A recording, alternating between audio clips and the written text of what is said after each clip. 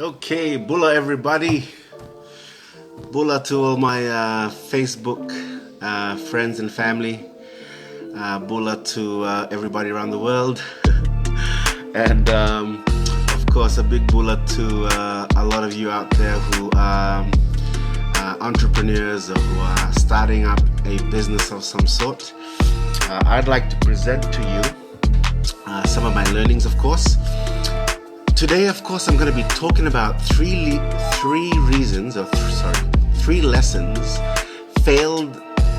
lessons failed startups learn in social media marketing too late. So I learned this lesson the hard way. So I hope to share my experience with the entrepreneur who's ready for this lesson. So of course I have my notes, just to keep me on track, and of course to add good value to your time. So here are my 3 lessons that failed startups learn in social media marketing a little too late. Lesson 1 is the failure of the owners or the business person, the entrepreneur, to understand that they are the product. You see, guys, times have changed. The traditional methods of advertising, while they do have their place, must adapt to this new, faster, exploding platform online or be left behind. Because of the lack of business education and coaching, we have startups can't wait to release their website or product link to showcase their products and services. However, on the other side, we have social media users who make up more than 40% of those online at any one time. They are bombarded every moment with advertisements. People always pitching something. Now, here is an interesting observation. Right now, we have all trained ourselves to block out the areas of ads in our peripheral vision. You notice that you hardly focus on the right side of your FB feed. Why?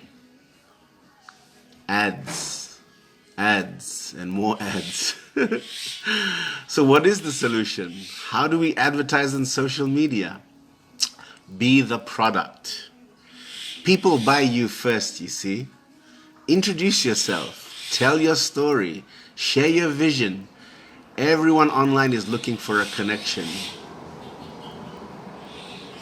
Not everyone will connect with you, but for those that do, will end up benefiting from your product. Our second lesson, failed startups learn on social media marketing a little too late, is the failure to connect their product to people's needs and wants. Now, here's an example.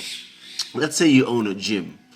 So people go to the gym for various reasons: weight loss, bigger muscles, body shaping, etc., etc. However, these are not the real reasons why people go to the gym. They go to the gym to lose weight, of course, but to feel good, to feel wanted, to feel appreciated, maybe to fit into a social setting, or maybe it's to make their husbands or wives want them more, want them again. Maybe they've noticed the way their partners look at others with a body shape that you'd like, or something of that sort. Maybe it's to save a marriage, or maybe it's to spark up a new relationship. Maybe for self-confidence, maybe for peak performance, maybe for pride, maybe for health. Whatever your customer's real reasons are, a smart entrepreneur will always find a way to connect their product or service to their customer's needs and wants. They identify a problem, they provide a solution.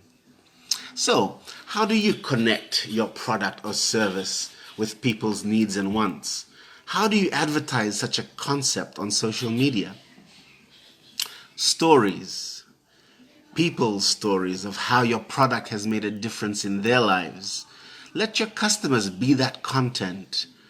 Nothing beats a human connection on social media. Unfortunately, this is a lesson startups learn about social media marketing a little too late. Third lesson, startups learning social media marketing too late, is the failure to develop social media marketing systems. What are social media marketing systems, or what is social media marketing? Buffer.com says social media marketing is the use of social media platforms to connect with your audience, to build a brand, traffic, drive website traffic, and increase sales. How is that done? Again, from Buffer.com. This involves publishing great content on your social media profiles, listening to, engaging with followers, analyzing, and adjusting your systems accordingly for desired results. Why social media systems? In 2 words: scale and automation. Robert Kiyosaki says systems is the difference between small business and a big business.